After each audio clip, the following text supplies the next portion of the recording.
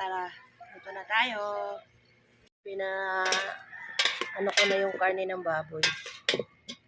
Kasi hindi ako mahilig mag-isa yan. Sinangkotsa ko muna hanggang sa mag-oily na. Pero hindi yan mag-oil kasi puro laman eh. Bago natin lagyan ng sabaw uli. Pupusan, ano ba tawag yan?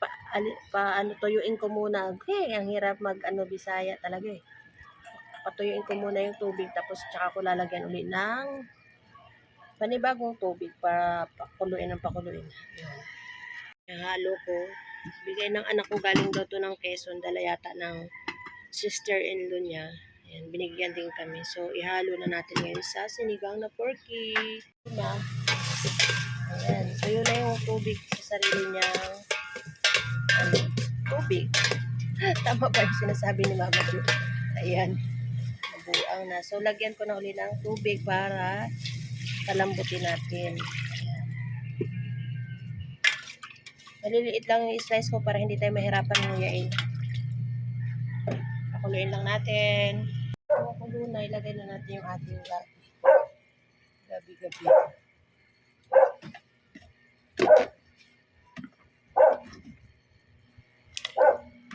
Para lumambot. Inubos ko na yung dalawa.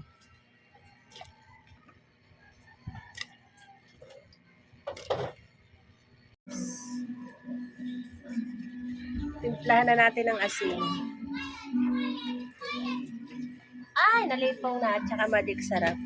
Ayan. So, ayan guys, ang pangalan ko dyan ay chai bagyo. So, ilalagay ko na para maluto na. Nag-voice record ako kasi may tugtog dito sa amin yung lakas. Lagay na natin ang ating chai bagyo. Ayan po ang ginamit kong halo dyan sa sinigang natin na porky kasi sayang naman. So, takpan na natin. So, ayan, nilagyan ko na rin siya ng pampaasim na sinigang. Ayan, sarap. So, ayan.